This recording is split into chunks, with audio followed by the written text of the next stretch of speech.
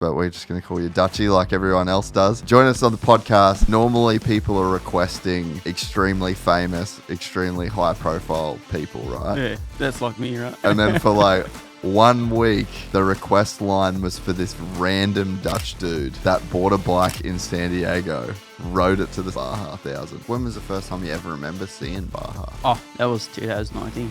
So you just didn't even know that it was... I didn't know much about it, no. Pre-running is good, like just like a motorbike trip, like a good holiday pretty much. That's the best part of it, actually. Just traveling around, having good food and stopping everywhere and having a good time. The race itself is actually pretty compared to that.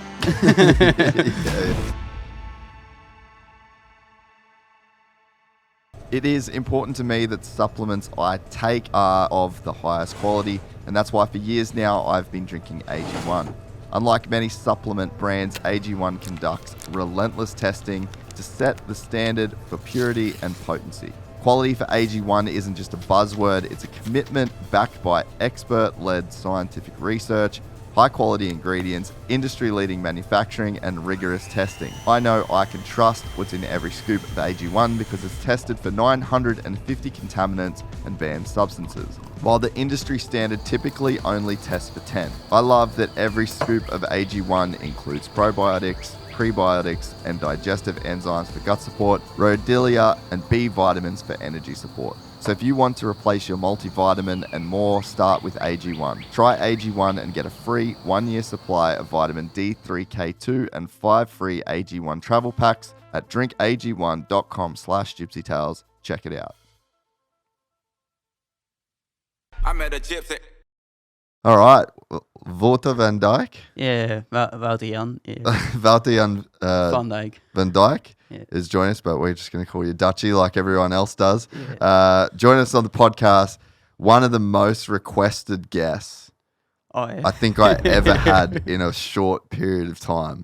And normally people are requesting like extremely famous, extremely high profile people, right? Yeah, that's like me, right? And then for like 1 week this time last year, the request line was for this random Dutch dude that bought a bike in San Diego, rode it to the start line, and then won the Baja 1000. Oh, I didn't win. You didn't win? What'd you get? Like 7th. 7th, okay. Well, I finished it, and that was sort of. Oh, That's a win right there. That's a win, sort of. Yeah, but So yeah, you just become this like incredibly requested dude. No one knew anything about you, and there was just social media clip after social media clip that started circulating of this epic adventure that you found yourself on. Yeah. Yeah, I don't know how that happened. Sometimes that's the best way though, just for it to like kind of organically, randomly blow up the way that it did. Yeah, I guess so. Well, yeah, because I didn't really do anything for it. But yeah, it was an epic trip. But and I guess that's why we're back. Yeah. So let's just fully go into like your backstory, and then maybe once we touch on that, we'll talk about the actual race itself. So you're obviously a Dutchman that is living in Australia now. Yeah. So yeah, just where'd you come from? Well, yeah. Grew up in the Netherlands. Yep. A small town, Hoeflaken. And when I was 20 or something, I went to Aussie for like a year, traveling around. Yeah. And then when I went back to Europe for like 7 years or something, and then when I was 27, went back over to Aussie to see if I still liked it, and was still there. Yeah. So yeah, that's. What was your what were you doing in the Netherlands? Like you're pretty much just fresh out of school. Like did you race and ride motocross and stuff as a kid? Not really. I had a bike growing up, but it was just going to the cornfields and just ripping around pretty much. Never really raced, and didn't really ride much up until my 20th birthday. Then I bought my own bike and started to ride a bit more. And then after I went to Australia, I ended up riding quite a bit more. Yeah. Yeah. Where'd you live in Oz for that year? Did you just travel all around? Yeah, I lived a lot of the time with my mate Shane Moss. So he was the guy that chased me on the motorbike too. Yeah. And I guess he's been around quite a while. And sort of big shout out to him, because if it wasn't for him, I wouldn't be doing this. The stuff I do now. Anyways, I guess. Yeah. He's sort of the reason I do a lot of this stuff.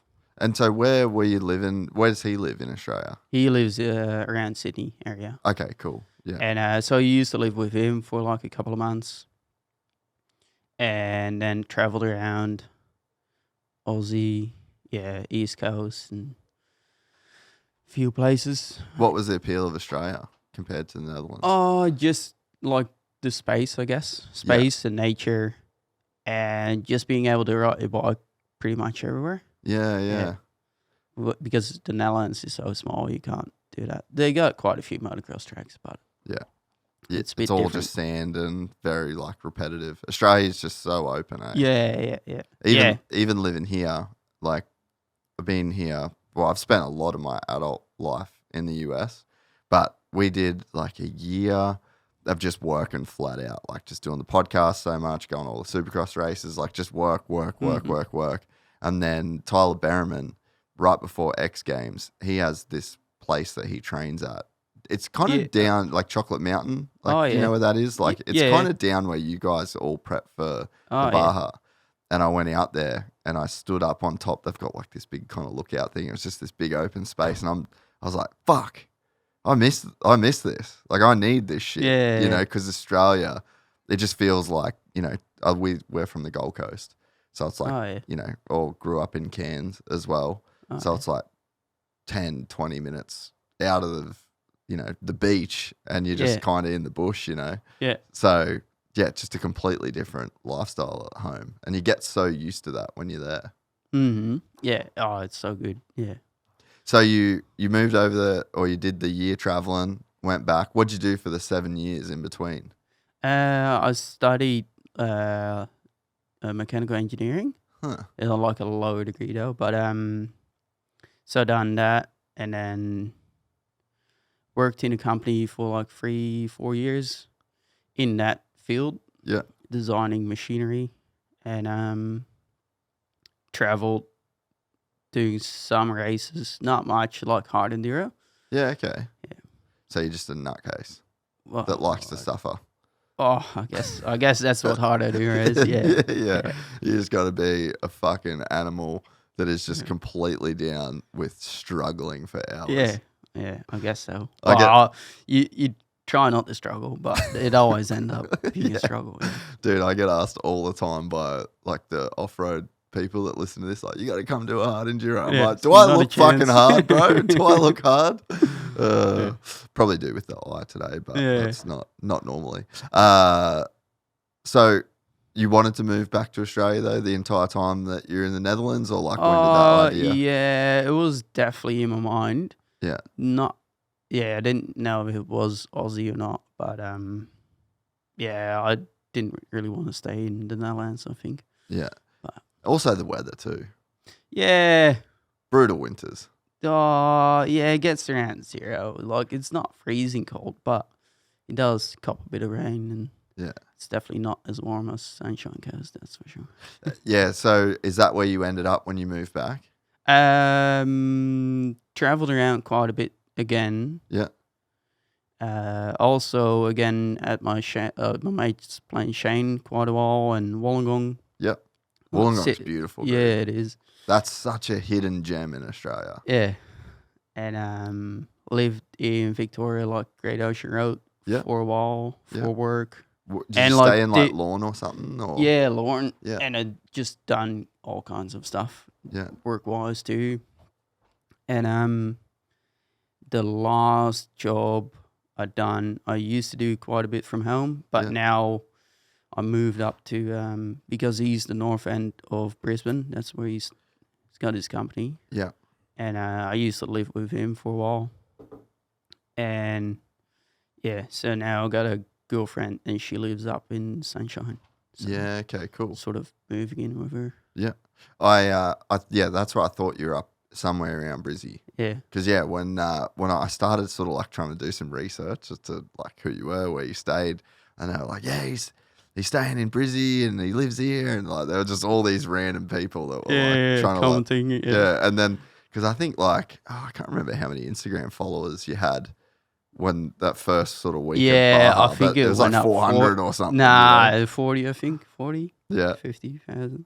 Crazy. But when you started, you had like 400 or 500. Yeah. Like there was literally no one. Yeah. So yeah, and I was like, man, this guy's probably never going to check his fucking Instagram either. I'm not, not much, but yeah. So where'd you travel when you went around Oz? Like what are some of the favourite places you've hit? I don't know. There's so many good places. But Tassie was good. Yeah. Tassie is good, yeah. eh? Yeah. Tassie's really good. I did enjoy Tassie in the high country. Yeah. And like there's so many good places to ride. In Tassie? Like Or just everywhere. Yeah. So Victorian high country is awesome. Yeah. Like that's pretty spectacular. So I bought a 500 when I first came in. The idea was to come in, trying to find a job and see if I liked the working life in Oz, but that didn't happen. Bought a bike, started traveling, and that was the year we had like all the bushfires and COVID after that too. Yeah. So travel on the 500 with the saddlebags and camping gear from Sydney through the high country and then around Tas, and that's when COVID come around. Yeah. And then got sort of stuck in Tassie and ended up staying at someone I met through like a workaway thing. Yeah. I met him the first week and then traveling around a bit. And then COVID shut down all the camping grounds and you couldn't stay anywhere. No way. So I rang him, stayed with him for I think like a month at least. Yeah. Were they still running the ferry back to the mainland? Yeah. So you could get back if you wanted to. Yeah. But you didn't really have anywhere to go. No, and no reason. Yeah. By the end of May, it started to get pretty cold. Yeah. And I had a job lined up back in Wollongong. Yeah. So I traveled still on the bike, and it was freezing. Freezing, dude. Yeah. And I couldn't stop on the way too. Like, I stopped on a few places trying to get a hotel or something, but it wouldn't let you. So it was a shit fight. So you were just literally camping on the side of the road? Oh, I met a few guys on the way down that it still had on Facebook. Yeah. And then I just battled through a bit longer and just stayed at this place, got on the piss and had a good night. That's fucking awesome, dude. We did. Have you ever heard of Manjimup, the moto race? No. So there's this crazy moto race in Western Australia, and it was the COVID year too. Actually, it was like right in COVID. We drove from the Gold Coast to Perth. Oh yeah. And it was me, Ronan, and my mate Sam, and we were just literally fucking sleeping on the side of the road, like rolling out swags. We had like a Sprinter van, and man, every morning we got up and there was fucking ice all over the swags, and we had to like put them next to the fire to melt the ice to roll them up. Like it was such a fucking good time, eh? Yeah, they're the best, I guess. Yeah. But Australia is pretty good like that. Like, yeah, you can pretty much just do whatever you want. You want, really, in a lot of places. Like, yeah, East Coast is quite crowded, but yeah, and that's I guess Tassie is good that way too because you can just camp pretty much everywhere. Yeah, and all the it's still open and that. Do you mountain bike at all? Not much. I wouldn't. I went downhill mountain biking in Tassie, Threadbow. In Tassie too. Yeah. Rented a bike. That was the last day. You could actually rent a bike in Derby, is it? Yeah. That place is amazing, eh? After that, they shut it down because of COVID.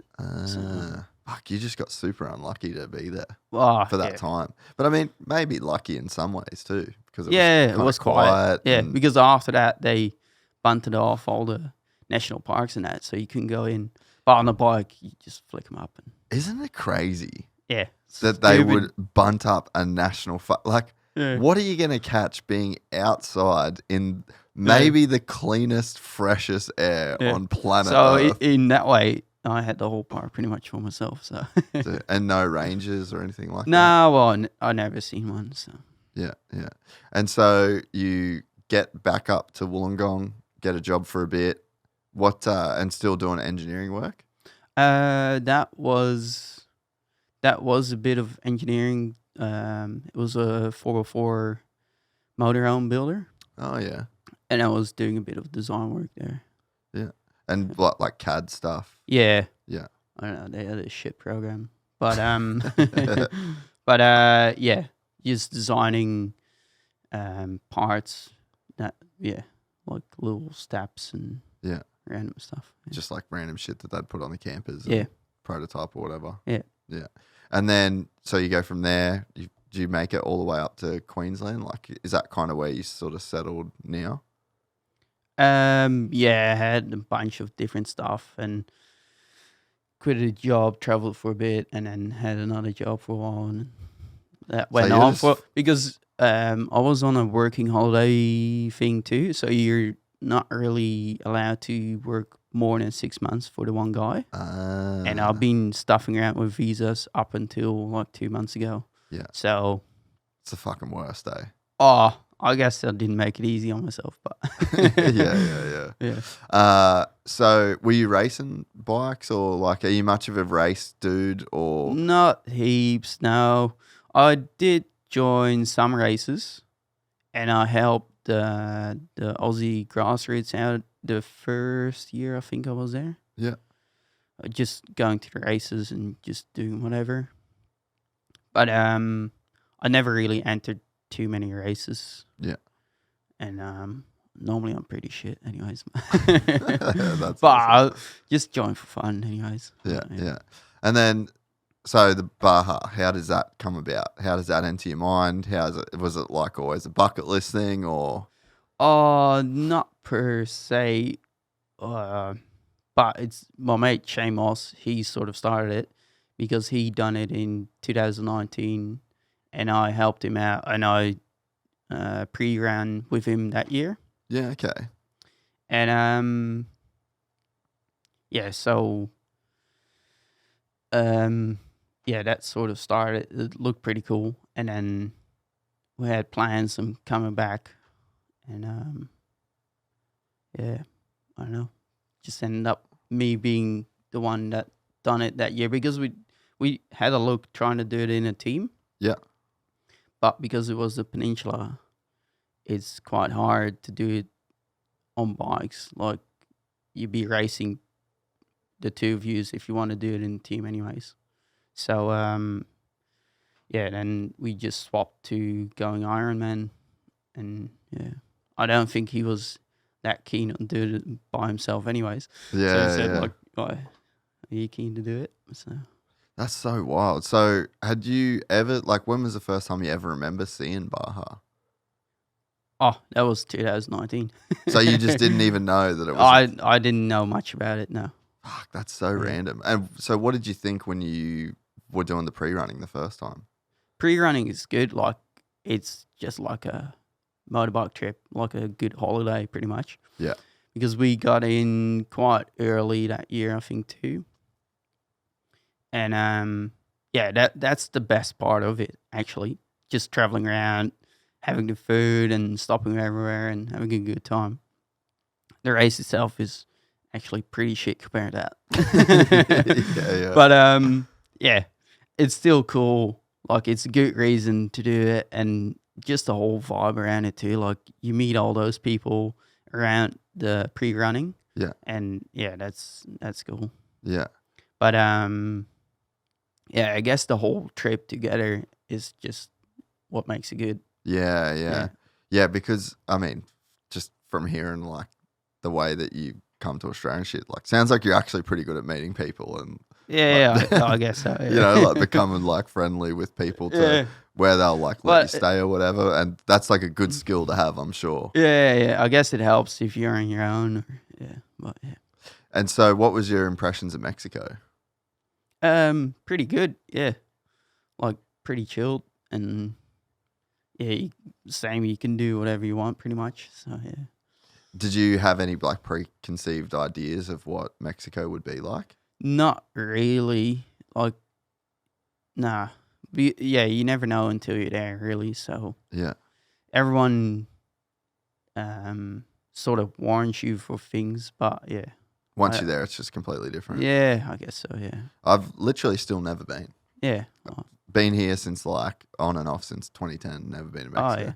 It just was like, do I want to like leave the US and come back in the US again when you're on like visas and shit like that? Oh, yeah. So it's just one of those things you're like, Yeah. just don't know if I like really want to deal with it. Yeah. But I think I'm definitely starting to get like the itch to go down there and experience it. Yeah, it's pretty good. So you just pre-ran the first time that you were there, and did you have any like wish to do the race after that? Oh, it would be cool, yeah. Like, yeah. But like money wise and yeah, I didn't really plan for it. But like I'm always keen to join races. But yeah, it's not always the right time. So yeah, it wasn't really in my mind at the time. Yeah. But a couple of years later. So that was actually before I left to Aussie. So I went to Mexico first. Yeah. And I think I got back home in the Netherlands for like a week or two and then flew to Aussie. Yeah. But yeah, I don't know. So after that, I guess everything sort of lined up so I could do it. Yeah. And then yeah. What had to line up? Just like work was going good. Yeah. You had some time off. Yeah, work and saved up some money and yeah. How much do you sort of need to save up to have a crack at Baja? You did it on a pretty shoestring budget. Yeah. Well, I think I still spent like 45 Aussie. Fuck. But that was a lot of cash. buying the bike and like 3-4 weeks holidays, probably 5. And the whole trip down and spend a bit of coin, Yeah. Is it worth it now though? Like after I guess so. Like but I mean now that you'd be set up and I'm sure you probably got some more people helping you this year, maybe. Yeah, heaps, yeah. Is it worth it in what way? Well, like the 45? Well, it's probably just more so like it's an initial outlay, but then every year that you do it after that, like you've probably got the bike's already here. You're not gonna have to buy another bike. This year will be heaps less. Yeah. So it's probably and just that first was year. that was like 3 weeks holiday too, and like just going out for dinner everywhere. And yeah. So just living. Yeah. Yeah, which is all right. Yeah, spend the last dollars, but yeah, that's all good. yeah. No, I'm with it. Yeah. So then you decide to come back, save up some cash, decide to come back in 2023. And so you just like bought a bike off like Facebook Marketplace. Like how did the bike come about? Yeah, I was trying to find bikes when I was in Aussie on Facebook and Craigslist and different places. But they wouldn't let me message the guys, I think, in America somehow. So I sort of waited. I had a few guys trying to find a bike for me or trying to contact them for me. But that only worked out until I got to America, really. Yeah. So I think I bought it like after I was a week down here. And it looked a bit funny because it has all white plastic. It wasn't stock. Yeah. So I thought I don't know. But found a bike with like 100 hours on it and it looked pretty mint. But I think he must have looped it or something because he got new plastic on it and like the subframe cracked too. I don't know if it's original subframe or a aftermarket one, but we only found that out when we got to La Paz. Yeah. Yeah. But we had the saddlebags on it too, so it might have not been cracked beforehand, but it was definitely after. Yeah. But so you get the bike, and then how far is the ride to La Paz? I think it's like 2,000 k's. Fuck, that's a long way. Yeah. Oh, and we probably done more because we went to La Paz and then went down to Cabo and Really? So you just pretty much rode the whole peninsula? Yeah. That's And awesome. zigzagging ocean to ocean and camping probably half the time, yeah. What was you're not scared camping in Mexico at all? No. Fuck. Well, I don't know. Did you hear about the story of the dudes that drove? I'm pretty sure it was like around the Baja time last year of like the 3 dudes that drove the rental car down. There were 2 Aussies. Yeah. I think it was like right around that time, eh? So you hear so many of those stories and you're just like... No, it was quite a bit after. Was it after? Yeah. Yeah, okay. Because, it wasn't, I didn't hear that before. But, I mean, I guess once you hear... Did you follow much of that story at all? No. Oh, shit. I need to turn this video actually. Can you find that, Ryan? The 2 Aussie dudes that died in Mexico last year, they were like murdered. But for the car or something. Yeah, but it turns out like they kind of fucked up. Like I think some dudes rolled up on them and basically like just wanted to steal the car, and it was a rental car, and they like tried to fight the guys to keep the car. I'm like, why the fuck would you do that? Like, just here's the keys, brother. Like, all good. I got full coverage. Yeah. But yeah, they so it says Mexico City relatives have positively identified 3 bodies found, as well as those of 2 Australian surfers and 1 American who went missing last week. Thieves apparently killed the 3 who were on a surfing trip to Mexico's Baja Peninsula to steal their truck because they wanted the tires. Then they allegedly got rid of the bodies, blah, blah, blah. Bro, someone in Mexico wants your fucking tires. Yeah, where was that? Ensenada. Yeah, just give them your tires, bro. South of Ensenada. Yeah, I know. So yeah, like, but that's you hear all these stories, but then you also like you hear them on the media, but then you also get people like yourself that's like, nah, it's like epic, and everyone I know. I guess obviously that shit happens. Yeah, but I think that's like almost a lack of common sense. Well, not necessarily like Mexico being a fucked up place, you know. Yeah. Just I don't know. Just stay out of trouble. Yeah, keep your nose clean. So you've rode down just zigzagging, just kind of looking for cool spots to park up for the night? And like follow the racetrack. So at least you've seen, we joined quite a bit of the racetrack. So you're almost like pre-running while you're going? Yeah. Because luckily it was a reverse start too, starting from La Paz. Because if it wasn't that case, you'd have to go all the way down and then back all up. the way back and then all the way down. Yeah. So in that way, it was sort of good. And just joining a racetrack and then looking for cool spots to see, and that's so sick. It was a mad trip. Dude, that's just like that's real adventure. Yeah. So that was quite nice. Have you done Cape York in Oz? No, it's definitely on the list. That's got to be on your list as well. Yeah. I mean, it'd be very different to Mexico, but just very similar in some ways too. Yeah, like we've done it twice recently. Like in a car? No, bikes. Oh, bikes. Yeah. We take like 2 weeks to do it. Basically, we drive from Cairns. Drive from Brizzy to Cairns, and then ride literally out of my uncle's driveway in Cairns. Oh yeah. Yeah, and because all our family's up, like that's where we grew up. Yeah, and one visit family, and then and then just cruise up. And I think what did we have, Ryan? Like 17 bikes. Oh yeah. Yeah, it was. We had I think like 17 bikes and 5 or 6 cars. Next time we do it, I'll just you're welcome. Just come and hang, because it's sick when you have support vehicles. Like that's what's fucking gnarly about what you did, dude. Yeah, you need to carry all your shit, and it's still on the race. I got photos with my phone still hanging on the side of because I had my clothes still with me too. Oh, not everything, because we the guys from Baja Pits, we gave like 2 full bags to them, and they would bring them back to San Diego. Yeah, but I still I think we gave the bags like 2 days before the race.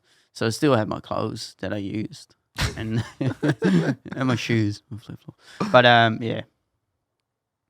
So it was quite full packed. Fuck, for the that's race so too. cool. Can you go to Dutchie's Instagram? Just want to see the rig.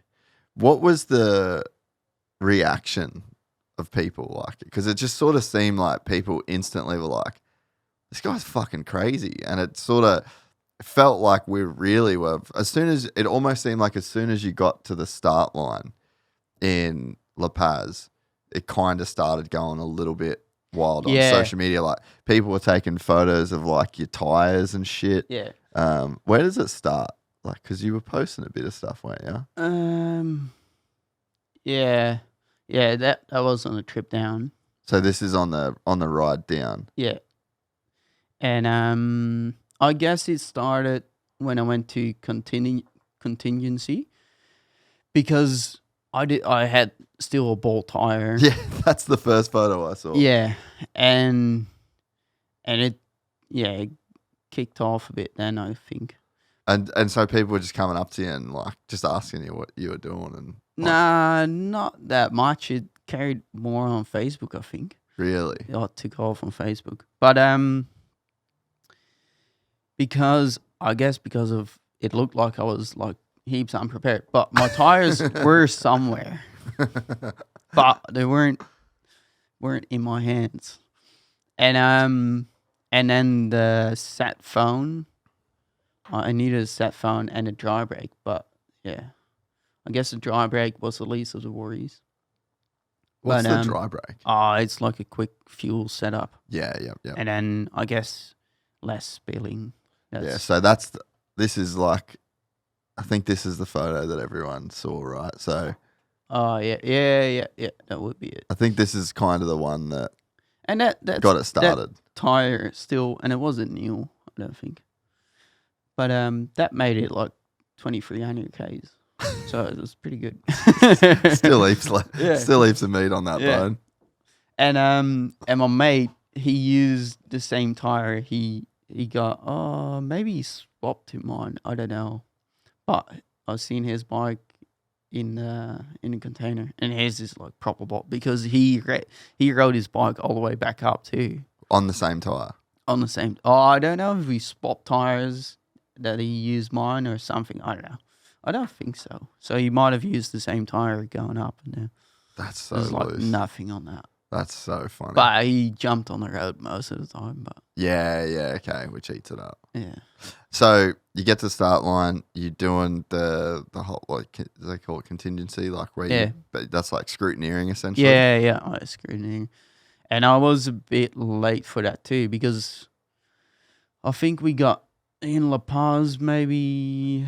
I don't know what day, but maybe the night before scrutineering. Yeah. And then I found out the subframe snapped. So I just pulling bike apart and trying to find. You must have been on Saturday because Sunday everything was shut, and then Monday must have been the start of the start of the bike check. Yeah. But so Monday I was still busy getting that thing welded and trying to sort out where my parts were and where the tires are and where everything is. I didn't get the tires until Wednesday, I think. And what was the actual start of the race? Like Thursday morning, so 1 a.m. Oh shit! Was it hard to get the subframe welded in Mexico? Nah, it was easy enough. Yeah. So I still got photos from the guy who sent photos after race. Yeah. Of him welding it up. That he welded it up. Yeah. Dude, that's so funny. Yeah. And so you just fully go in, zero expectations. Like were you trying to win the thing? You're just doing it just for the experience. Just finishing. Yeah. Yeah. It's so good, dude. Like, it's just so cool that, I mean, especially Baja, dude. It's like so many people just throw so much at it, and it's such a, like this, not overproduced, but they're just like, they got spares of everything, spare bike, spare this, spare, like just teams and teams of people to go and do it. And this is almost just like as pure as a person could possibly do this race. And I think that's probably why it went as viral as it did in a sense, you know, because like it's just gotten so serious, it's gotten so big, and just like here's this random dude that's just like fully doing it just for the experience of it. Yeah, I guess there's a few more people trying it the same this year. I think there's like 30 entries at the moment. Really? Yeah. How many was there when you did it? I don't know, like around 20, I think. Yeah, okay. But I'm not too sure. Yeah. And so you get the bike ready, it's all good, start of the race. Yeah. Yeah, so we had went over the bike back in San Diego, but it was pretty stock for most of it. And and then in La Paz we went over the bike again. There wasn't anything wrong really, I don't think, except for the subframe.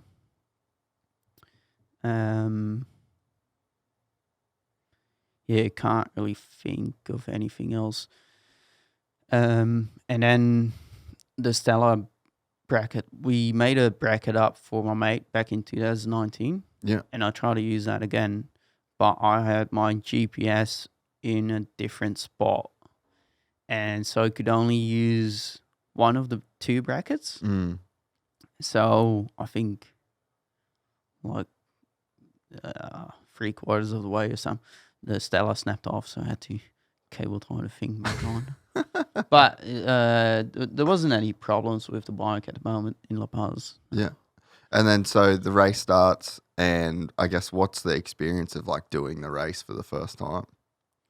Oh, it's so good to just go flat out like everywhere. Like Really? it's just a big trail ride, but yeah, the fun part of it is just you can race it. Race everywhere. You can send it. Yeah, send it.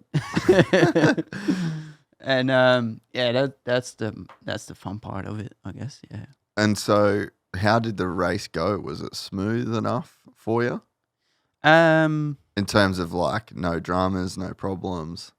Yeah, bike wise, not so many like running sweet and that. I crashed at like I don't know what Ks it was. But I ended up breaking one of my hand. Oh, your knuckles. One of the bones. Yeah. And so that wasn't happy. And after that, I could still use the clutch a bit, but it took like a bit longer to grab it. Yeah. And it was hurting quite bad.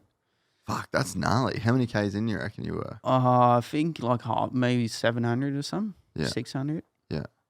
And after that, I slowed quite down. And then in San Felipe, in the washes, I hit the front rim. And I hit it once because you can't see the rocks underneath the sand. Or maybe I could have seen that one. I don't know. But I definitely didn't see it. But you didn't. I definitely didn't. Yeah. And it almost sent me over the bars. Luckily, I don't know how I stayed on, but I stayed on. And then a couple of miles later, I hit the rim in the same spot. And that just fully, I've seen it bent on the first one, and then on the second one, it split the rim. But still made it to the end. And then some pit where I stopped, I stopped to check if my mate Shane was there, but he wasn't. He was further on the road, and then the guys just started cable tying the front wheel. But it made it all the way back. So. And I wasn't going that fast by that time anyways. Yeah, like, because of the hand, you'd like... a hand, and it was... And the bike. Probably 40 hours on the bike already, so... So how's the time work out in terms of how long does the race take you? How many times are you stopping? Are you resting at all? I did sleep. I don't know how long I slept, but... because I was wrecked. I think there was at race mile 800. Yeah. And the guys at one of the BF Goodrich stops, they gave me food and let me sleep down there for a while. And then the Baja pits, they had a pit stop every 60 miles Yeah. to get fuel, and they got some extra food and just bananas, and to fill up the backpack with water. And so I didn't stop every stop because my tank holds like 4 gallons. Yeah. So you can skip a few, and it just depends how you're feeling. So if you want to stop or not. Yeah. And how many Ks would you do per stop, you reckon? Oh, just see how you feel. Yeah. Yeah, because it wasn't the fuel. The fuel wasn't the problem. Yeah, so it was like you would run out before the bike. Yeah, and it's good to take a piss or have a quick bite or just shake your legs. Yeah. What's the hardest part physically? I guess staying awake and after a while, and I guess the hand didn't help. Yeah, obviously broken hand probably sucked. Because you just ride like a zombie too, and you just get in. You just become a zombie and I don't know, just because that was the hardest part at the end of the race. I really had to wake myself up because I was still riding, but I was dozing off kind of thing. Yeah, and just putting along. Yeah. But that wouldn't be able to finish if I was keep doing that. So constantly wake up, just need to give it some throttle. So there's a time limit, obviously. Yeah. So that was 50 hours when I done that one. And this year's race is, I think, 36 or something. Oh, so really? It's way shorter than. So was it 1,300 miles last year or something? So it was way longer last year, wasn't it? Than 1,000. Yeah. So is it shorter this year? Yeah, it's 870. Okay. How much that's got to make a huge difference. Oh, I hope so.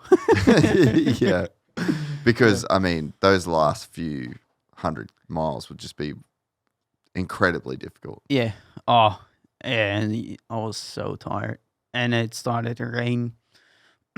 And dude, what are the odds of that? Oh, so shit. And full slippery clay and not good. But yeah, I guess everyone had that anyway, so yeah. Yeah.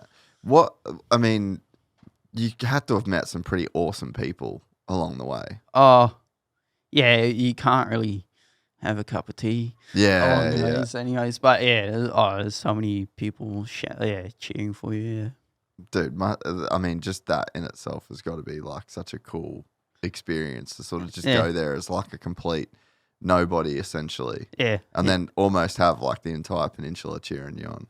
Yeah, well, I didn't really get much of it, but I've seen people with my number taped up on the side and trying to give me fuel on that. But pretty much because the only person I was seeing most of the time was Shane. Yeah. Because he stopped in random spots. So he marked it out where he would sort of be, and every time I see him, I was like, "Oh, I'll wait for you there." And yeah. So you got GPS on the dash essentially. Yeah. And then are you setting waypoints together of where he's going to be or no? He marked it out where he sort of could be, but sometimes he was waiting with the bar pick guys. Yeah. And sometimes he would be just on the side of the road.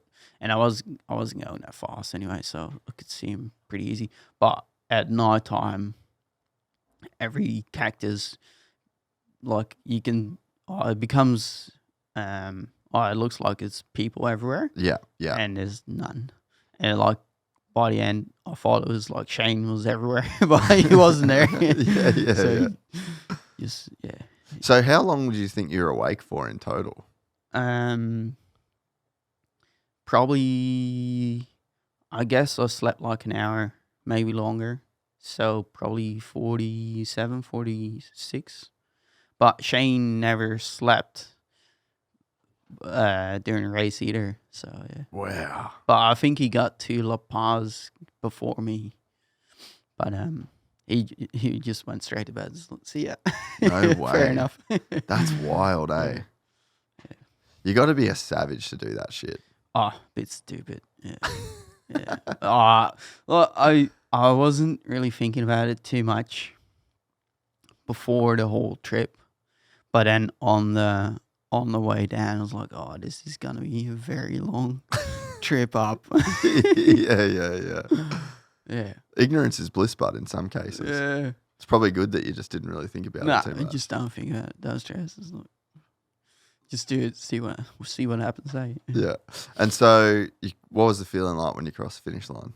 Oh, pretty good, yeah. No, still made it, yeah. That was like the biggest goal, was just to finish. Yeah, definitely just finish to start with, yeah, and then everything on top is just better. Yeah. What was the reaction like from the crowd and from people? Oh, there's quite a few people out there, and I don't know what time I finished, like 2:00 or something. In the morning? Yeah. But there's quite a few people around, and yeah, everyone was cheering. So yeah. Did it set in then that you'd like done something pretty cool? Yeah, a bit, I guess. I don't know. Yeah, and like it's a cool race anyway. So yeah. But I think just to have that support from people, like even for me watching it from afar, and then again, so many people messaging like, got to talk to this guy. Who is this guy? Like, this is crazy. And my mates in Aussie too, they followed the whole race. And it would have been good timing for them. They would have all been up. Oh yeah, the finish line, yeah. So it wouldn't have been 2 a.m. for them. So they would have just been. But yeah, they followed the whole race. Oh, so they would have stayed up. Oh, I don't know if they stayed up, but yeah. Yeah. But yeah, so it was just like, it's such a cool, unique thing. And again, like so many people just put so much into it, and it just is like such a huge, like, not that yours wasn't a huge investment, but some people taking trucks and multiple bikes and a whole crew, and you can go as crazy as you want, that's for sure. And I just think it seemed like from the outside the people were just so stoked to see someone raw dog it, essentially, like on the bare minimum. I think I don't know, it's sort of like, feels like that's the spirit of what that race was about. Yeah. In the early days. Yeah. I guess so, yeah. Yeah, I guess you could still do it, yeah. And like that it's still possible. Yeah. Like maybe people thought like, the race is too gnarly these days. Yeah. Was that the longest it's been in a while? Yeah, I think so. So you just literally picked Apparently there was 2,000 K1 at one stage too. But yeah, I think they called this the longest one now. Yeah. We can't do a race like the Gypsy 500 or really anything dirt bike related without first making an online pit stop at motorsport.com. On our YZ250 project build, we went hard in the paint for everything from our Pro Circuit pipe and silencer to our boys and reeds and everything in between. The same goes when we're getting ready to take on a huge challenge like Royal Vets last year at Glen Helen, and the Gypsy 500 is no different. To prep for this insane event, we need to kit out our 4 Stark bikes with moose tubes, hand guards, and some super soft grips, as well as our sag tool and more. To get your bike or body ready to race or ride in 2024, motorsport.com should be your first destination. They have the biggest range, the best deals, and no one has more reliable shipping or better customer service. Motorsport makes it possible for us to make our crazy ideas come to life, and they can make it happen for you too. Head to motorsport.com to kickstart your riding season.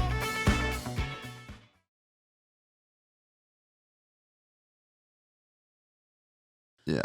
So what happens after the race? Like, was it kind of crazy in terms of like the way that everyone reacted to it? And were you like surprised at like how viral it went in a sense? Oh yeah, I was definitely surprised.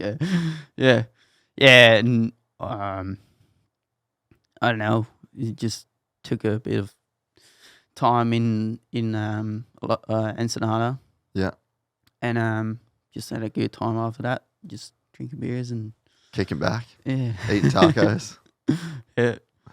But it's still pretty funny. Like I don't know what happened, but yeah, it's still pretty weird, I guess. Yeah. And so back this year, were you planning on doing it again or? Oh, yeah, we were. And I thought about maybe in a team. Yeah. With Shane, and we said like come back in 2 years' time and then do it maybe with a few Aussie mates. But yeah, I guess, and because my visa only got approved like a couple of months ago, so I was in Aussie, but I couldn't leave.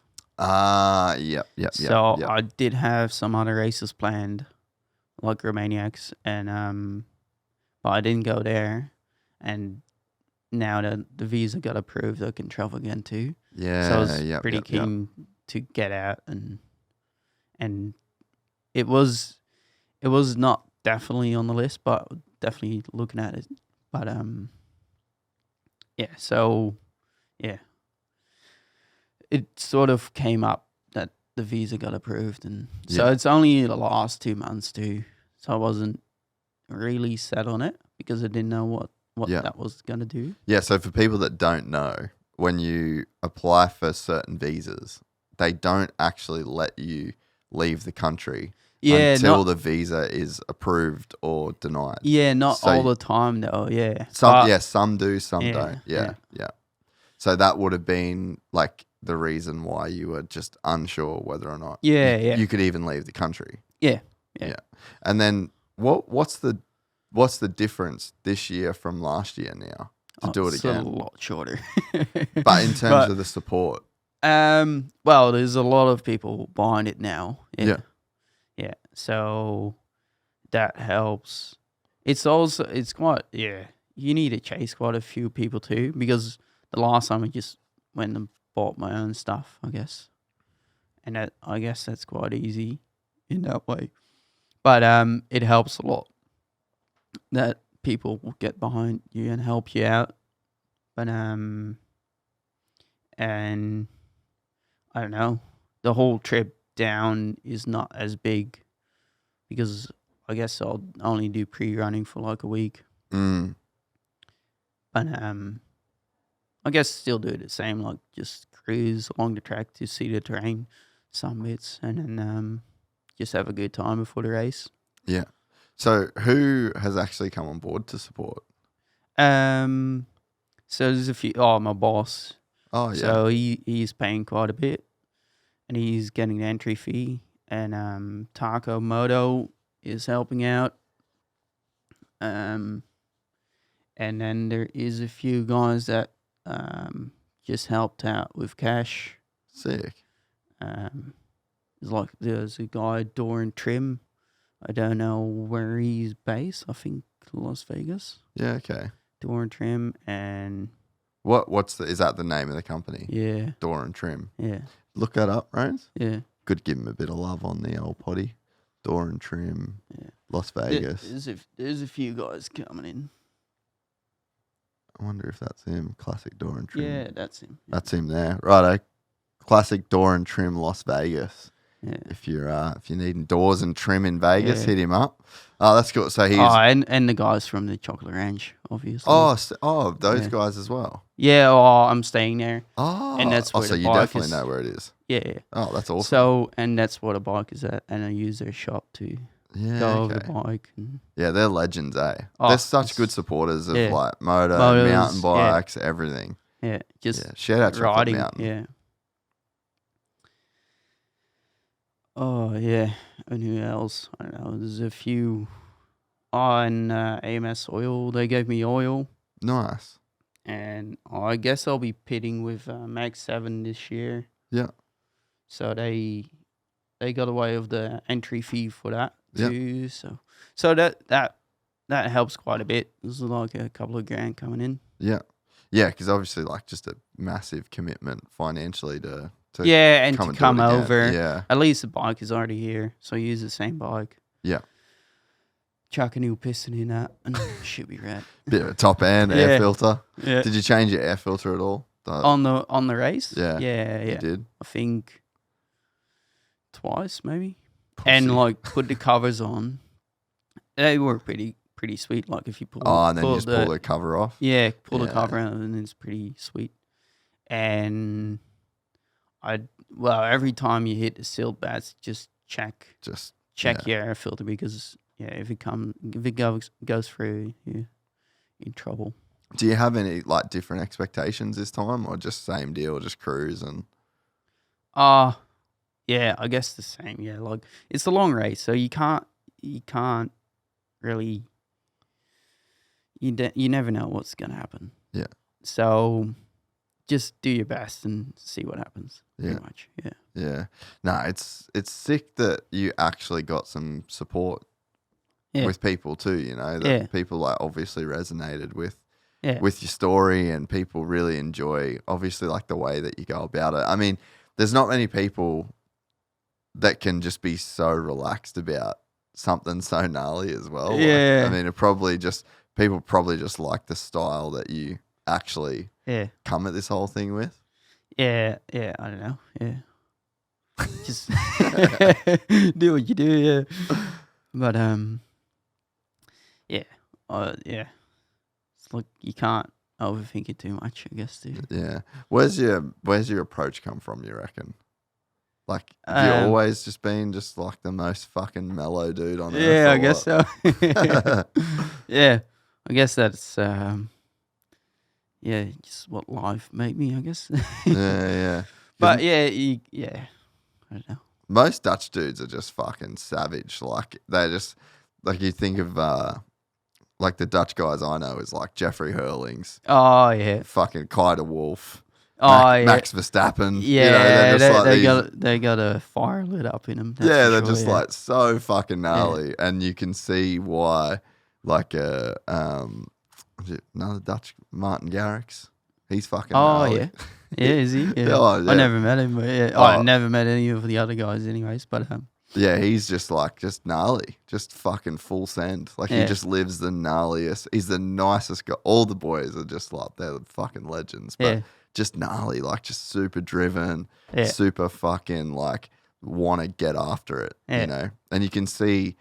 I feel like when you look at like Max Verstappen, Jeffrey Hurlings, Kai de Wolf, just a very similar personality. Oh yeah, of just like want to be the best, want to be the best, want to be the best, and obviously it works for him, you know. Yeah. If you train hard enough, I guess. Yeah. But and that's not so much for me, definitely. But I'm not per se, but I'm just happy to do what I do and enjoy life and No, it's the fucking best way to be. It's just, I just think it's cool when that kind of style gets rewarded. Yeah. You know, just again, people just seem to like resonate with your approach and like the way that you go about shit. And you don't not per se about winning. Oh, I guess it's always if you race, obviously you always want to win. But yeah, who did win the class that year? Oh, I'm not sure. I don't know his name. Yeah, okay, but not like a factory dude. So there's no like factory guys, or like are they the guys that normally do the Ironmans? I guess there is a couple. There's quite a few guys that try it every year, I think, but I wouldn't know too much about the whole entry list. Yeah, I didn't really look too deep into it. So where's the Baja rank on races and things that you've done in your life? Oh, probably the biggest. It's the gnarliest yeah, thing. Gnarliest because it's that long. Yeah. Yeah. And I done the Romaniacs. And the Romaniacs is like different classes. So I done bronze in the Romaniacs, which is not. It is what it is. But Romaniacs is quite more technical, and it's 4 days in the mountains. Yeah, and it's probably as hard on the body as this is. Like I was sweet after race, except for my hand. Yeah, but it's just stupidly long in one go. Yeah. So but it's not per se so hard on your body, I don't think. Yeah. Yeah, it's just more like mentally to grind it out, stay awake, stay alert. Keep going. Yeah. Just have a steady pace. But like Romaniacs, that's like brutal. Like, Really? Yeah. Because you see so much shit. And it just like the rocks, the cliffs. Yeah, and gnarly sections and downhills. I love the downhills, but they get a bit wild down here. They just send everyone down the same hills. Yeah. And is Romaniacs laps? No. So it's just one big long. Yeah, I think they changed now. I think the top guys, they need to do like a little lap, but it's like a rally too, from A to B. Ah, right. Yeah. Okay. Yeah, I'd see a different terrain every day. Yeah, right. Through the mountains and because Erzberg is like a lap, isn't it? Yeah. The prologue is like, just 5 roads pretty much. Yeah. For 15 minutes, and then it's 1 lap on the Sunday on the race day. Yeah. Yeah. Okay. Have you ever got any ambitions to do Fink or? I'm keen to get over there. I'm not sure if I want to race it, but I don't know. There's quite a few people that that come up with it, but it's always winter time, isn't it? Yeah. But it's always in that area of Romania, and I think. But it will be definitely cool to go there. Yeah. Yeah. Because that one, I mean, that's just like a 2-hour sprint. Yeah, like, and that's full send. Yeah. You like the full send stuff, like wide open? Yeah, I'm quite happy with it, but I guess you need to do like, because a lot of pre-running in that area, and then it becomes pretty shit. Yeah. Well, like, I mean, Toby, like, he can literally remember every corner. Yeah. Fuck. Both ways. He's mental. Yeah. Have you spent much time around him at all? No, I never met him. Okay. Not really, no. Yeah, dude. His when I was, the only times I've ever been to Fink has been like to film Toby. Like that's what I did before I did the podcast, was like filming and stuff. And I think I went in 2010 first time, which I think was the first year he did it, and he won it. And man, the fucking speed. Yeah. Like he literally like just grabs the throttle so that he's just like that, dead straight. And I think he's a bigger dude too. Yeah. So he just fucking wrestles the bike on it. Yeah. Wedged, bro. And you just see, like, we did a lot of filming from helicopters, and it's just like he's never on the ground. Yeah. Just jump through the whoops. It is crazy to watch. It's bizarre how quick some of the guys go. Yeah. That's the same with like Jeffrey Hurlings. Oh. He's like so quick. It's crazy how fast those guys go. Did you see the video of Kai de Wolf at that Dutch Championship? No. Dude, can you find that, Rones? He beat Jeffrey. Yeah. In one of the motos. Jeffrey is quite beaten up by now too, though. Oh, he's had some shit go down in his life.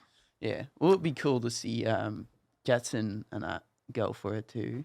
Who'd see Jet? No, I've never seen him. What'd you say though? Jet, is he Jet? Yeah. Jet. Lawrence. Yeah. Is it that one there on the bottom left? Like mid, yeah. Is it that one? Oh, is it? There was this one video though that someone posted of him at that race. And it's funny to see guys racing like soft sand too. Yeah. Because you see everyone that is in that class is good anyways. And then you see like one of the top guys just blow past them. Yeah. It's like, what the hell? Well, I mean, we got friends. You know Todd Waters? Waters. He's like the Australian motocross guy. He's won the Australian motocross champ, right? Oh, yeah. So then he went to Europe. He did like 3 years riding for Husky in Europe. And he was like 10 seconds a lap off Jeffrey. Yeah. At Lommel. Per lap. Mm-hmm. And he's like, bro, just ridiculous how fast that they can go. Yeah. But yeah, there was a video of him. Maybe it's on YouTube or something. But yeah, I've seen it somewhere. just so rough, so insanely rough, and they're just going so fast the entire time. Mm-hmm. Did you grow up riding a bunch of those sort of tracks at all, like, or you just did the farm stuff? Nah, when I was Is this it? a bit older, I went to sand tracks. Yeah. Yeah, this is the one. Yeah, look at him go. Oh, is that one of the beach races? Is it? Nah, I think at Lima. I think it's just one of the sand. Yeah, maybe it is. It looks like It looks on. like Yeah, beach. yeah, it's on the water. Yeah. But like, how the fuck do you ride that on a 450 for 30 minutes? Yeah. Yeah, it just takes it out of you. That's Dude, he's a psycho. He was saying the other day, we played golf the other day, and he was saying that he just loves, his idea of fun is going to the track, doing 2 45-minute motos in the sand. Yeah. Well, it's the best training. Dude, for sure, right? Yeah. But yeah, he just fully loves it. We're like, But that's the thing too. Like, if you get better at it, and it's the best workout you could probably get. Like, for sure. it just kills you. Yeah. At least you can sleep good at night. That's for sure. Oh, mate, fucking eyelids are tired. Muscles in your eyes. Do you have any other bucket list races that's on your list? I guess there's quite a few.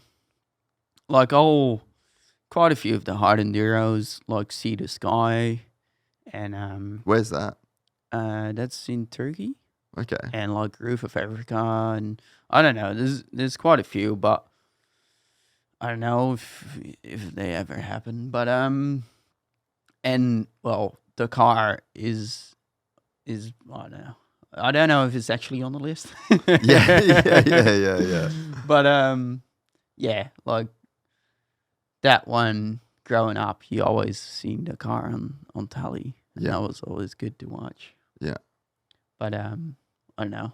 Who knows? How hard's Dakar for a normal person, you reckon? Like, let's say you take money out of the equation, because obviously it's very, very fucking expensive. Well, I then it's not too much of a problem, I don't think. I had a friend call me literally last week, and he goes, "Hey, have you ever thought about doing Dakar?" And I'm like, "Well, obviously it's on the bucket list, but like, Yeah. don't know if I'm ever gonna do it." Yeah. And he's like, "Well," he's a wealthy-ish fella, you know. He's like, "Well, you know, like let's say you could do it. Let's say." You know, wasn't that a problem to just make it? Like, could you do the Dakar? And I'm like, I don't know. Like, how give hard? it a try. how hard do you reckon it actually is? I wouldn't have a clue, actually. Yeah. Because that's the thing that stops me from even putting it on my list. Is I'm like, could I even do this race? Yeah. I guess it's just the same. Like, it's you just need to push through anyways. As long as you can still ride half decent, I think it's quite possible, that race. Like, to finish it. Yeah. Yeah. And that's pretty much the whole goal of that one too, I guess. Yeah. Would just be to finish it. Yeah. Yeah. Oh man, 100%. So I haven't looked at it in the last couple of years, but yeah, I wouldn't know what the finish rates of the bikes and that is. You want to Google But that, right? I don't think. Like what the finish rate of the Dakar is for motorcycles. Yeah.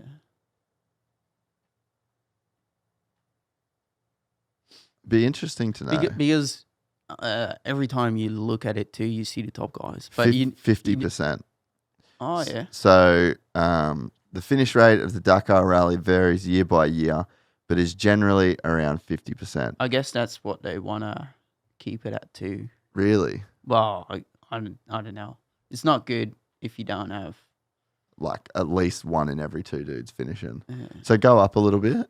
Go up. So in 2023, 89 out of 135 motorcycles finished the 14-day, 8,500 kilometer race. In 2011, 46. 1986. Dude, they had 486 starters in 1986. Yeah. And only 100 and only 100 finished. Go to that. Click on that link, the 1986. See the little link up one. That one. Let's see where that link takes us. Does it click on? Yeah. Ever takes what it wonders. Yeah, click on that top one.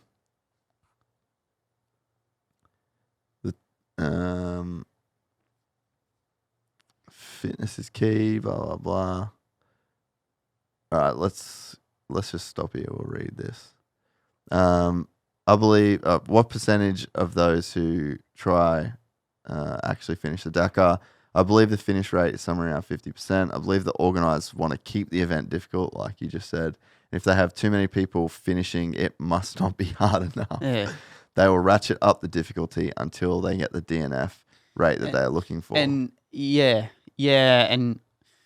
and I guess obviously the other way around too. If a lot of people don't finish the day, they'll just sort of cancel that day too, I guess. Yeah, okay. But and weather dependent too. Like something might be alright one day, but if it pisses down, and yeah. Go back a sec, Rones, to the one we were just on. Go down a little bit. Go down. So, what's the most common reasons people don't finish? I believe the most common reason is failure, overlooking the details. Make lists, check them 5 times, and think about the what ifs. Prepare for the worst and prepare to finish. and because I don't know, but a lot of guys work on their own bikes too. And I don't know. Yeah, so maybe a lot of like just mechanicals from overlooking shit and whatnot. And I guess reading terrain, because you can get stuffed up pretty easily. Yeah. There. Yeah, because it's so much like dunes now. Yeah. These days, which is have you ever ridden in any big dunes and shit? Here in America, dude. Where like Glamis or something? Glamis? Yeah, I think so, yeah. Yeah. That was pretty cool. Yeah. And it is different though, but I spent a bunch of time in Dubai. Oh yeah. And friends with a bunch of local dudes there that do Dakar and they just do all the rally stuff. And man, they just fully know what's on the other side of the dune without looking at one side. Yeah. Yeah, they know that if it's like smooth on this side, then it's going to be steep on that side. If it's like steep here, then it's going to actually have a landing because they just know what the wind does. Yeah, how dune. they look. Yeah. Yeah. And you can just go, they've got this crazy cool motocross track there. Jeffrey Hurling's rode it. There's like some videos of him riding it. And can you try and find them actually? But dude, like every day, I was training for World Vets last year for the motocross race that they do at Glen Helen. And I spent like 3 months of the year while I was training was in Dubai. Oh, yeah. And I did so many motos on that track. And every single day it was different. Oh, yeah. The first lap, like the layout of the track was the same. Yeah, but it changes so much. So different. And it depends if there's like good guys riding too, you get good lines and stay. Oh, this is a different one. This is the track that's in town. See if you can find the dunes. Dubai sand dunes. Yeah, and sand is just funny to ride in. It's good. It's great training. Yeah. I don't know that they've actually got. I wonder. That's the track there, that MX Ride Dubai. So this is the. Oh no, that's not it. Yeah, that one there. So this is the track. It's fucking crazy cool. But yeah, apparently when Jeffrey was out there, it was just like ridiculous. And there's a South African dude. I can't remember his name. He does the Dakar now. But yeah, he's like really, really fast there as well. And Sam Sunderland, this is where Sunderland did a lot of his training. But all of the desert teams and like the Dakar teams, they'll go to Dubai now. And that's like where they'll do a lot of their testing for the Dakar. Yeah, fair. Well, it is there anyway. It's so yeah. pretty much out there, yeah. But yeah, so I wonder how difficult it would be. But yeah, see if you can find Jeffrey riding there.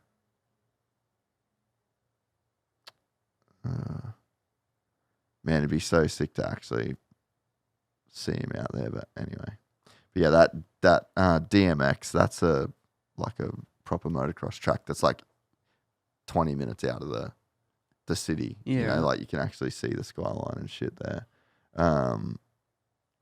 But yeah, so anyway, just be really cool to like that is the ultimate bucket list thing. 8,500 Ks, dude. Yeah. 2 weeks. Here you go. This is someone. I wonder who this is riding it. I don't know. And Oh, is that Belushi? Oh, sick. And I guess just traveling around on bikes is good too. Like, I really enjoy that. What do you enjoy the most about it? I don't know. It's just good, and you can see so much more, and you're so agile compared to being in a car. Yeah. Like if you go off road in a car, it takes quite a bit of time normally. Yeah, yeah. On a bike, I guess you're just free and you can have a look around everywhere, and yeah. No, good. yeah. And that's saying like through the high country and that you move so quick too.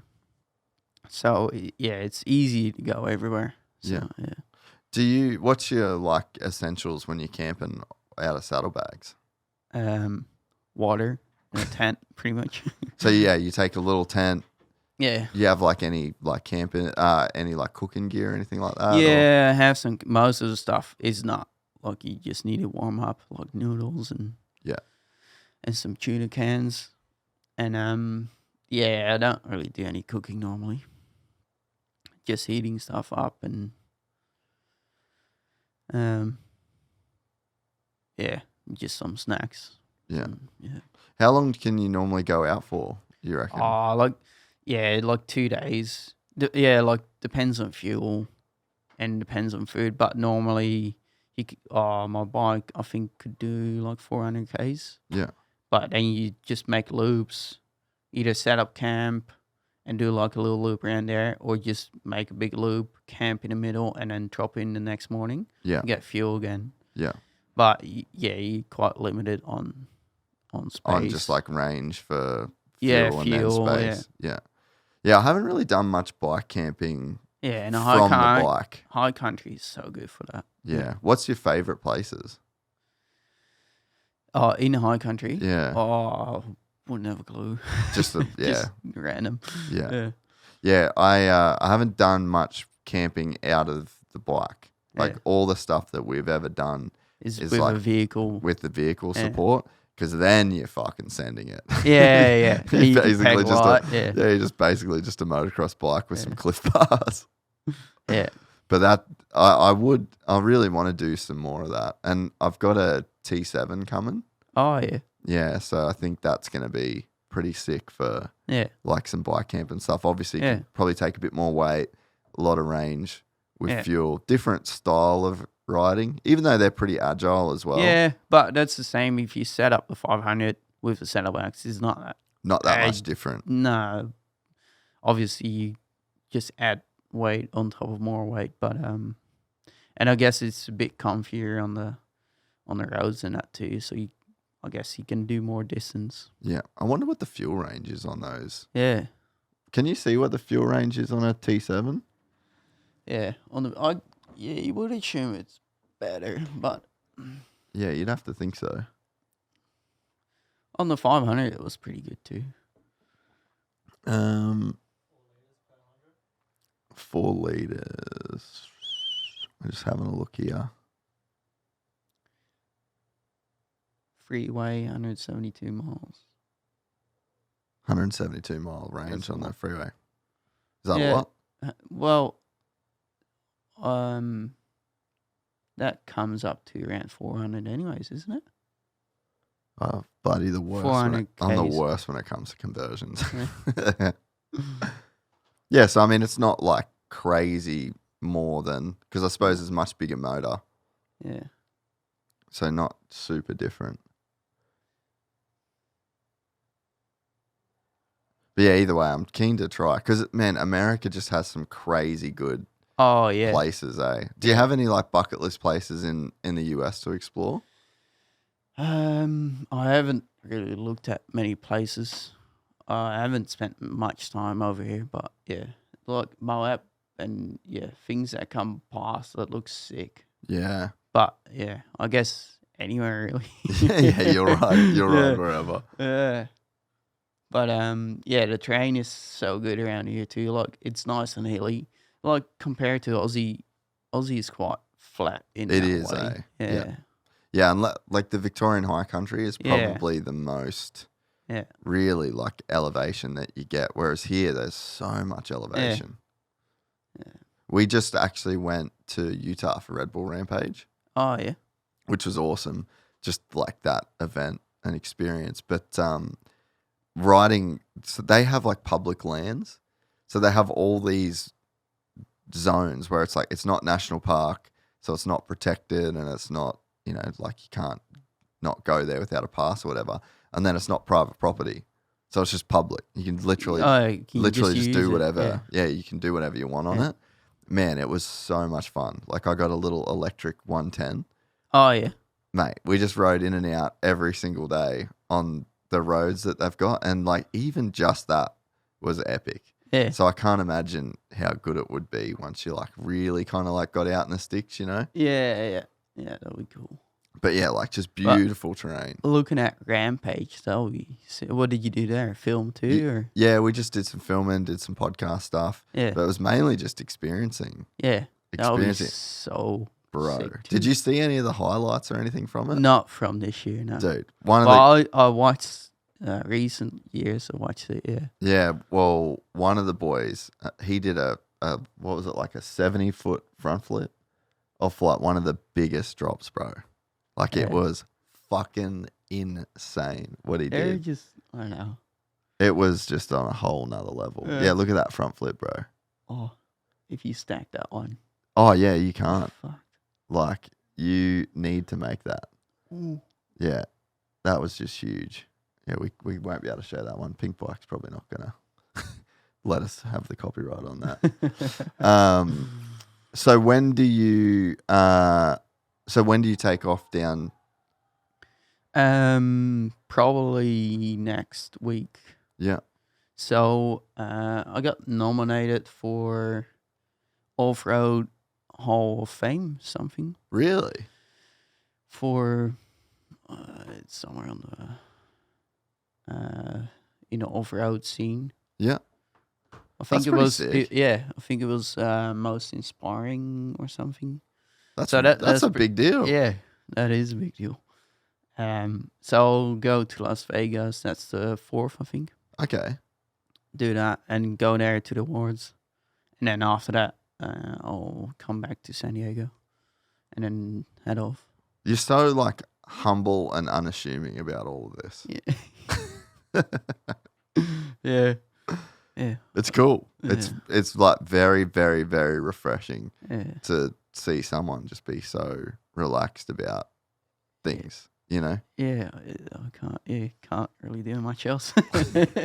Yeah, I mean, it's just your personality, you know? Yeah. Like it's just who you are, and it's just very, very, very cool to see. Like, I mean, it's just super rare these days. Like the Instagram thing's obviously massive. People are always trying to promote. They're always trying to make as much money as they can out of certain things, and it's just very cool to see a guy that's just doing it because he just loves to ride his bike. That's pretty much it. Yeah, and it's just, it's cool that people have actually recognized it, and it's resonated with like a larger audience. Mm-hmm. Yeah, it's good. Yeah, and that's still the best part about it is just to ride your bike, I guess.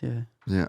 So you'll do the awards and then you'll go back down. Are you going to ride the bike down again this year? Not too sure what the plan is. My girlfriend is coming over. Oh, sick. And I think we'll try to do it together, like do the pre-running together. Does she ride as well? No. But so she'll just go down in the car? Yeah, in the car. Yeah. And then meet me up.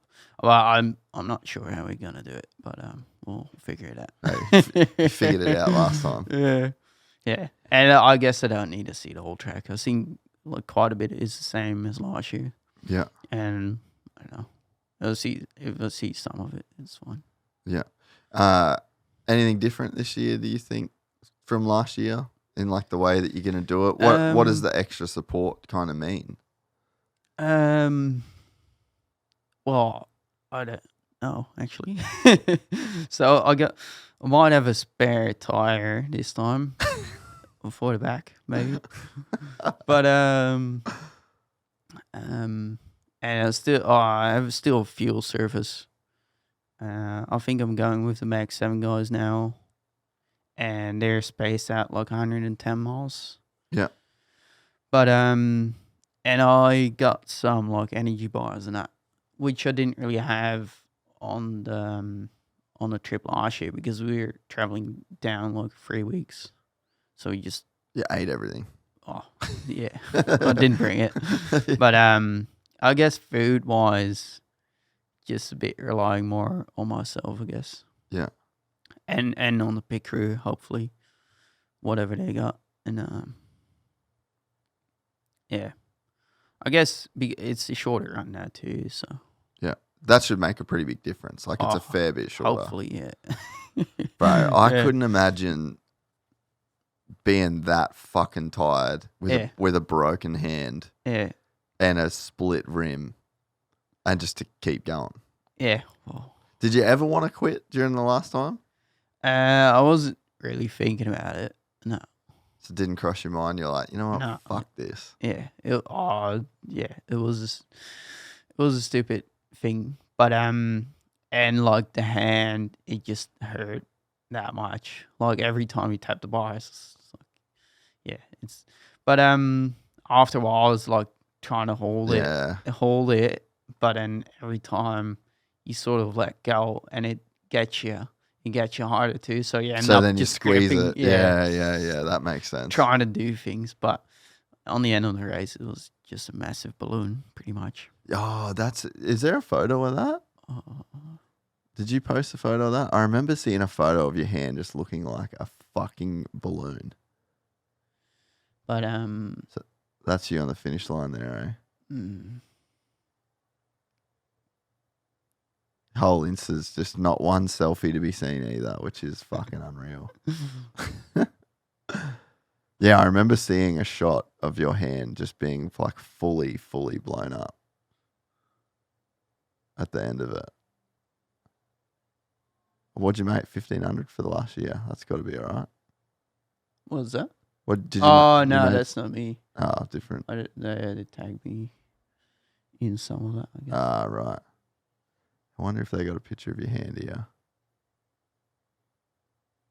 I do remember seeing it though. Yeah. Oh, and in the rain. How unlucky is that shit, dude? Yeah. Have you got like a gear sponsor and anything like that, or? There was a guy giving me, motor gear. And he's a Dutch guy too, actually. Yeah, right. Dutch guy in California. Yeah. I think it's Rad. Oh, I need to look it up. And I don't know, all the messages, just there's so many shit happening now. So trying to find people is hard. Yeah. And then, so what's going on? Go back to this video. So what's going on in this video? just trying to warm up. Really? So it was freezing cold? It was freezing cold. Is that? And that jacket, the zipper, like ripped on it. Yeah. And it's like a wind jacket. It's not like a proper rain jacket. So the jacket I got later on, I got from one of the other guys, is pit crew. Yeah. What's his name? Can't think of his name. Have you got all the right gear this time? Yeah. Got more gear? Yeah, got more. Yeah, got a jacket where the zipper works. Oh, that's fucking funny. Yeah. Go to the next photo. And right? I had spare gear in my backpack too because I rolled in when I done my hand, I rolled in the cactus. So I changed the shirt there too, changed gloves. So what was the crash that broke your hand? Like, what did you do? It was on a straight. I don't know.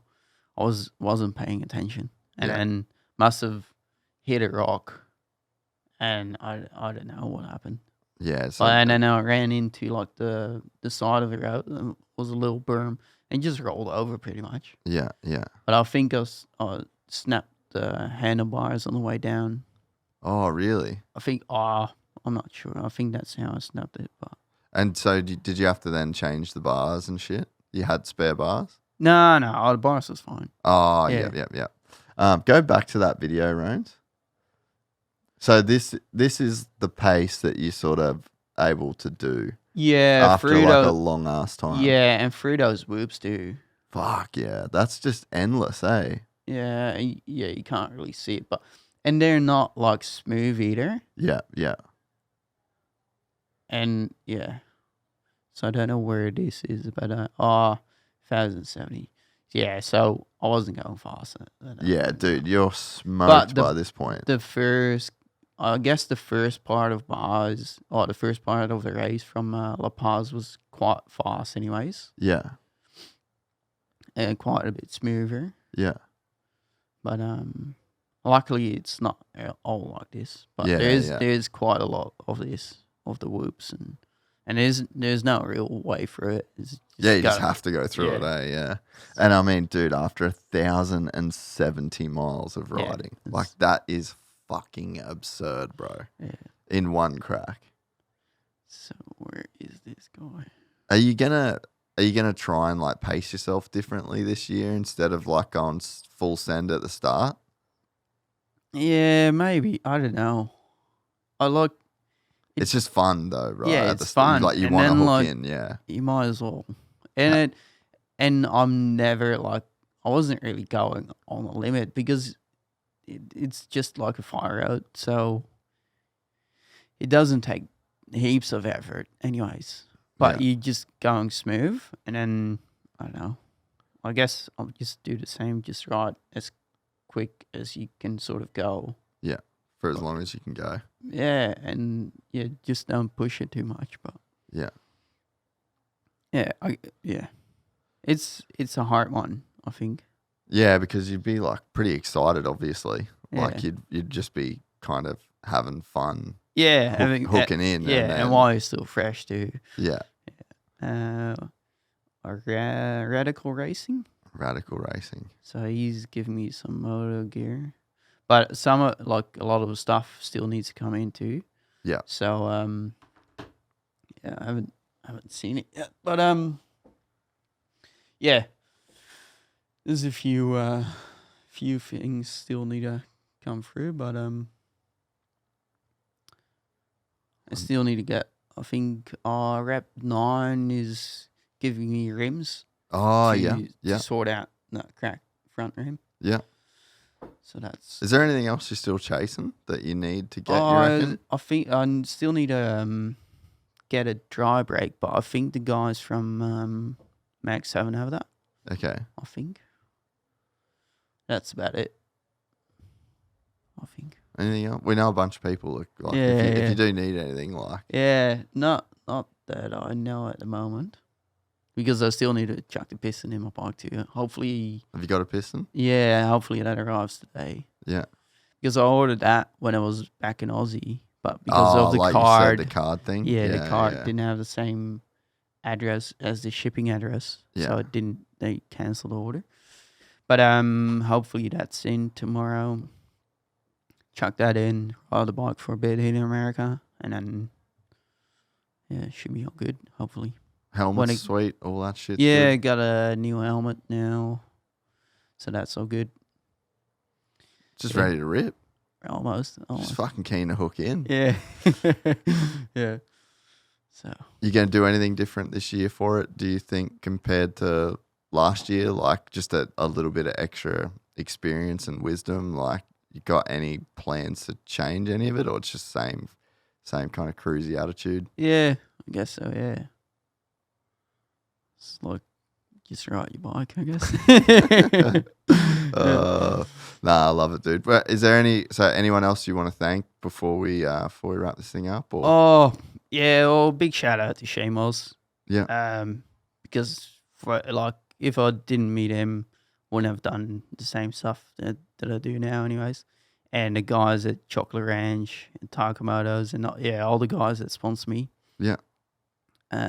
Yeah, and everyone just supporting me in their own ways, and yeah. You gonna? Is your girlfriend good with the social media stuff? You reckon, Yeah, you reckon she'll be like taking some vids and helping everyone follow Yeah, along she's this definitely year? taken over on the Insta, I think. Oh, that's so good, Yeah. Well, yeah, man. Good luck this year. Thanks for taking the time to do this. I know a ton of people wanted to hear Get more. me on here, Yeah, hear more about what you're going on, and yeah, you're probably like the most humble dude that I've ever had on the podcast. So, that's good, I guess. Yeah. it's just cool to have someone just so chill and just, like I said, just fully doing it for the right reasons. So follow along. When does the race actually start? I think it's the 14th. The 14th is when it starts. Contingency starts 11. Yeah. So I think 14 or 15. Yeah. And then I think the same, like 1 a.m. is the race start for the bikes, and then 10 a.m. for the cars, I think. Yeah. I'm not sure. I haven't looked at the thing too much, but. Yeah. So yeah, if you want to follow along the live timing, it's through Score, right? Yeah, Score Internationals. Yeah. And they do a bit of a live stream, don't they? Yeah. So I haven't seen it, but they do a live stream. Yeah, and I think just follow the whole race. Yeah. Pretty much. Yeah. And then I know. I guess Fish Gistics, he does a live stream on it too, I think. Who's that? He's on Instagram too. Yeah. And he does like race reviews. And I think he sort of started to get it out there last year, I think. Yeah. But there should be a live stream that you can just follow the race cars and the bikes. Yeah. On the map, and then I think there's a live stream somewhere too. Yeah, sweet. And then if anyone wants to throw in a bit of extra support your way, either maybe hit me up on Instagram or send you a message on Instagram, and happy days, man. We'll be definitely cheering you on, and if you can think of anything else you need, I'll let you know. Need from us, let us know. But stoked, bro. Thanks for coming and having a chat, and excited to watch you. Excited to watch you fucking do your thing. Yeah, let's hope we finish it. Nah, I'm sure you will, dude. All right, everybody, the Flying Dutchman. Yeah. Thank you. Appreciate it. If you enjoyed this content, please like and subscribe. And to listen to the full 3-hour podcast, search Gypsy Tales in your favorite podcast platform or click the link in the description below. Gypsy Gang.